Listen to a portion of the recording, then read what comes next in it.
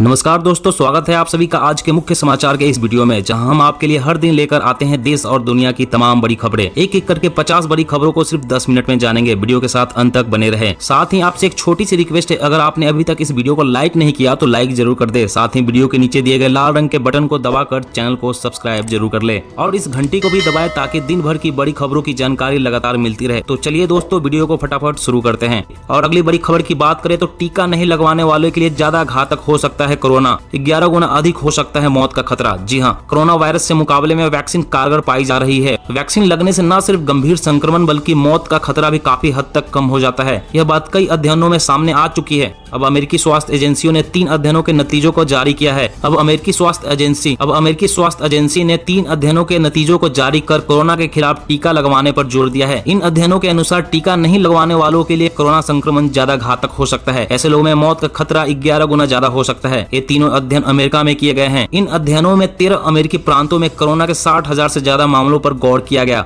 उन लोगों पर खासकर ध्यान दिया गया जिनका टीकाकरण पूरा नहीं हुआ था। वैक्सीन लगवाने वाले लोगों की तुलना में टीका नहीं लगवाने वाले में कोरोना संक्रमण का खतरा 4.5 गुना अधिक पाया गया है। और अगली बड़ी खबर की बात करें, एक समय में 16 टारगेट पर दाग सकता है 24 मिसाइल। IAF को मिल गया दुश्मनों के खिलाफ अचूक मिसाइल डिफेंस सिस्टम। जी हां, लंबे वक्त से भारत का चीन और पाकिस्तान के साथ विवाद चला आ रहा है, जिसको देखते हुए भारतीय सेना, वायुसेना और नौसेना अपनी तैयारियों को मजबूत कर रही है। इसी बीच एक और अच्छी खबर सामने आई है। मध्यम दूरी की सतह से हवा में मार करने वाली मिसाइल वायु रक्षा प्रणाली को आधिकारिक रूप से वायुसेना में शामिल किया गया है। यह डिफेंस सिस्टम दुश्मन के एयरक्राफ्ट और गाइडेड हथियार से अपने इलाके की और फोर्स की रक्षा करने में पूरी तरह से सक्षम है। यह सिस्टम डेडिकेटेड रेडार के सपोर्ट से अकेले फायरिंग यूनिट की तरह ऑपरेट कर सकता है। यह सिस्टम एक ही वक्त में दुश्मन के अलग अलग 16 टारगेट पर 24 मिसाइल दाग सकता है। ये एक सुपरसोनिक मिसाइल है और इसमें एक ऐसा सीकर है जो दुश्मन को ढूंढकर उससे नष्ट कर देता है। इसकी रेंज 70 किलोमीटर तक है।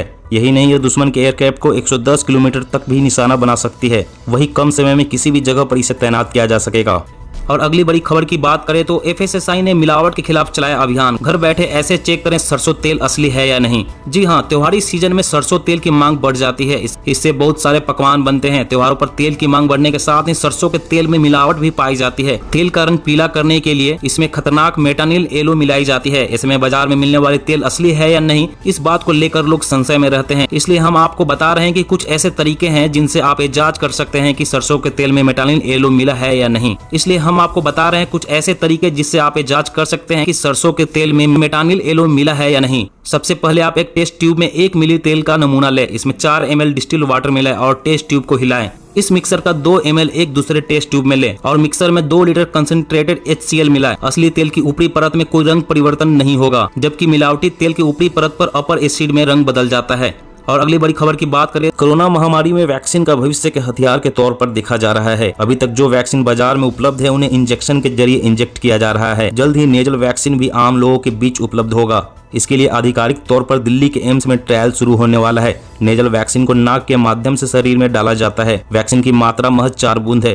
पहली बार 2 बूंद और 2 मिनट के अंतराल पर 2 बूंद और डाली जाती है। इसकी खासियत यह है कि नेजल वैक्सीन लेने के लिए आप दूसरे को संक्रमित नहीं कर पाएंगे। कुछ जानकार यह भी मानते हैं कि नेजल वैक्सीन मास्क से मुक्ति का साधन बन सकता है।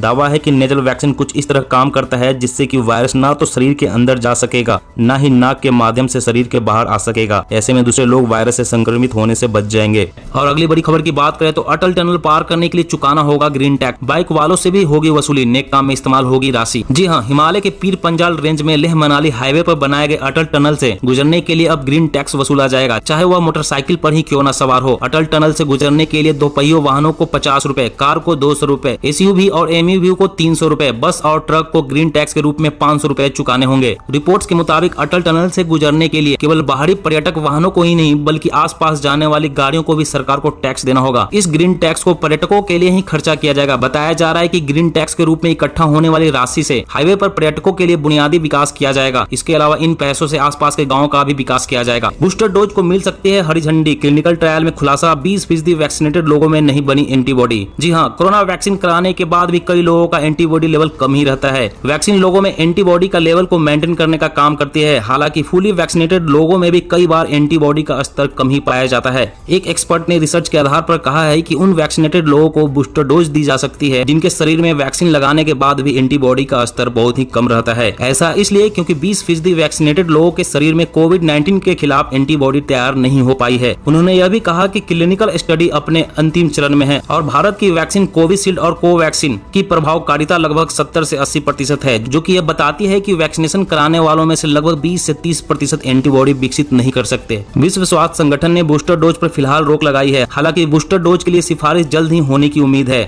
और अगली बड़ी खबर की बात, बांग्लादेश, पाकिस्तान, नेपाल, श्रीलंका के रास्ते अब तक भारत में हथियार, ड्रग और जाली नोट तस्करी ही हुआ करती थी। अब जानलेवा दवाइयों की तस्करी भी शुरू हो चुकी है। इन दवाइयों में कैंसर जैसी घातक बीमारियों की दवाइयां प्रमुख है। यह दवाइयां इंसानों की जान बचाने वाली नहीं है, कैंसर पीड़ित इंसानों को मौत के मुंह में ढकेलने का काम करती है। यह दवाइयां दरअसल एक्सपायरी डेट वाली है। इन दवाइयों की एक खेप फिलहाल देश की राजधानी दिल्ली में जब्त की गई है। यह खेप बांग्लादेश बॉर्डर के रास्ते हिंदुस्तान में पहुंची थी। और अगली बड़ी खबर की बात करें तो भारत की बढ़ी ताकत, कश्मीर में अब हाईवे पर भी उतरेगा युद्धक विमान। चीन पाकिस्तान की सीमा तक पहुंचने में लगेंगे चंद मिनट। चीन और पाक के साथ युद्ध की स्थिति में या फिर कोई अन्य आपात स्थिति में भारतीय वायुसेना के युद्धक विमान किसी भी समय दक्षिण कश्मीर में श्रीनगर जम्मू राष्ट्रीय राजमार्ग पर उतर सकते हैं। इसके लिए करीब 3.5 किलोमीटर लंबी हवाई पट्टी लगभग तैयार हो चुकी है। इसका काम अंतिम चरण में है। विमानों की ट्रायल लैंडिंग ही शेष है। यहाँ युद्धक विमान आसानी से उतर और उड़ान भर सकते हैं। यहाँ से नियंत्रण रेखा और वास्तविक नियंत्रण रेखा तक पहुँचने में बेहद कम समय लगेगा। युद्ध की स्थिति में यह पट्टी सेना, वायुसेना व अन्य सुरक्षा एजेंसियों के लिए कारगर साबित होगी। और अगली बड़ी खबर की बात करें तो अब हादसों पर लगेगी लगाम। हरियाणा सरकार ने बनाया नया ड्राइविंग मैनुअल, लाइसेंस बनाने में नकल पकड़ेगा। जी हां, हरियाणा सरकार सड़क दुर्घटनाओं और परिवहन विभागों में फैले दलालों पर अंकुश लगाने के लिए नया ड्राइविंग मैनुअल लाई है। अब अत्याधुनिक सॉफ्टवेयर ड्राइविंग लाइसेंस बनाने में होने वाली नकल और धोखाधड़ी को तुरंत पकड़ लेगा। इसके लिए बनाए गए सॉफ्टवेयर का फरीदाबाद में ट्रायल जारी है। जल्द ही इसे पूरे प्रदेश में लागू किया जाएगा। नए मैनुअल में सबसे अधिक ध्यान सड़क दुर्घटनाओं को रोकने के साथ ड्राइविंग लाइसेंस बनाने के लिए पूरे प्रदेश में सक्रिय दलालों के नेटवर्क को खत्म करने पर दिया गया है। अगर अनाड़ी चालक का लाइसेंस एक बार बन गया तो ताउम्र हादसों का कारण बन सकता है। अब यह प्रावधान किया गया है कि अगर लाइसेंस बनाने में टेस्ट दे रहे व्यक्ति के पीछे कोई खड़ा है, दूर से नकल करा रहा है या फिर इधर उधर से देखकर प्रश्नों का जवाब दे रहा है, तो सॉफ्टवेयर उसे पकड़कर तुरंत फेल कर देगा। इसमें अनेक तरह की नवीनतम तकनीक शामिल है जो लाइसेंस के फर्जीवाड़ा को खत्म करेगी। और अगली बड़ी खबर की बात करें, नवजात बच्चों की सेहत से खिलवाड़ को रोकने के लिए सरकार ने बड़ा फैसला किया है। सरकार ने न्यूट्रिशन एंड फूड को BIS सर्टिफिकेशन में लाने का फैसला किया है। इसके लिए food safety and standard authority of India ने ड्राफ्ट नियम जारी कर दिए हैं।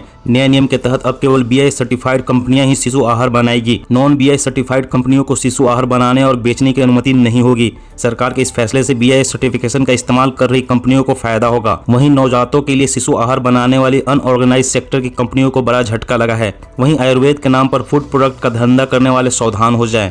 सरकार इसके लिए भी नए नियम बना रही है। ये नियम उन दावों को लेकर है जो फूड प्रोडक्ट की कंपनियां अपने ब्रांड को आयुर्वेदिक बताकर बेचती है। ये दावे कितने सही होते हैं, अब उनकी जांच होगी। और अगली बड़ी खबर की बात करें तो कोरोना पॉजिटिव होने पर 30 दिन के अंदर मौत हुई तो मानी जाएगी कोरोना से डेथ। सरकार ने जारी की गाइडलाइन। जी हां, कोविड-19 पॉजिटिव होने के बाद अगर 30 दिन के अंदर किसी की मौत अस्पताल या घर में हो जाती है या फिर कोरोना पॉजिटिव होने के बाद अगर आप लगातार 30 दिनों तक अस्पताल में इलाजरत हैं और अचानक आपकी मौत हो जाती है तो मृत्यु प्रमाण पत्र में मौत की वजह कोविड-19 ही बताई जाएगी। केंद्र सरकार ने सुप्रीम कोर्ट में एक एफिडेविट फाइल कर इस बात की जानकारी दी है।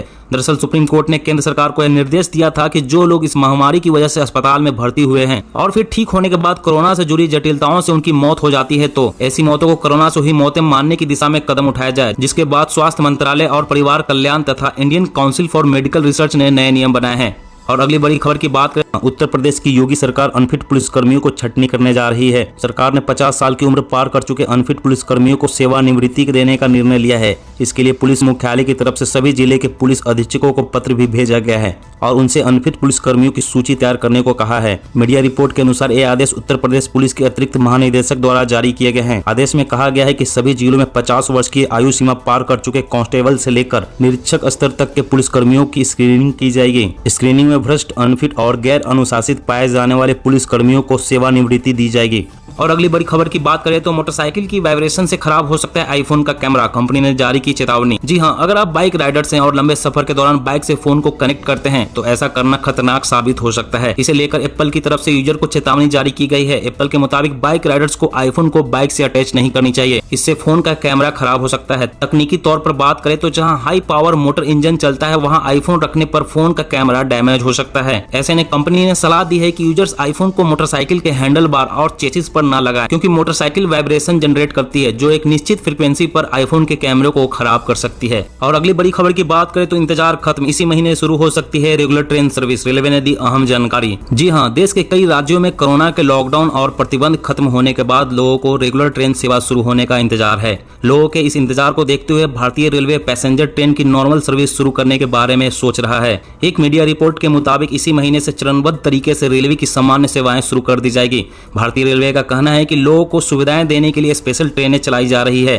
कुछ स्पेशल फेस्टिवल ट्रेन भी शुरू की गई है, लेकिन अब पैसेंजर ट्रेन सेवा को भी सामान्य करने का विचार किया जा रहा है। रेलवे इस विचार पर इसलिए सोच रही है क्योंकि कई राज्यों ने ट्रेन सेवा बहाल करने को आग्रह किया है। दोस्तों, आज की खबरों में बस इतना ही। इसी तरह हर रोज काम की खबरें जानने के लिए आप हमेशा हमारे साथ जुड़े रहें। हमारे साथ जुड़ने के लिए वीडियो के नीचे दिए गए लाल रंग के सब्सक्राइब बटन को दबा लें, साथ ही इस घंटी को भी दबाएं ताकि आपको हर खबर की सटीक जानकारी मिल सके। जय हिंद, जय भारत।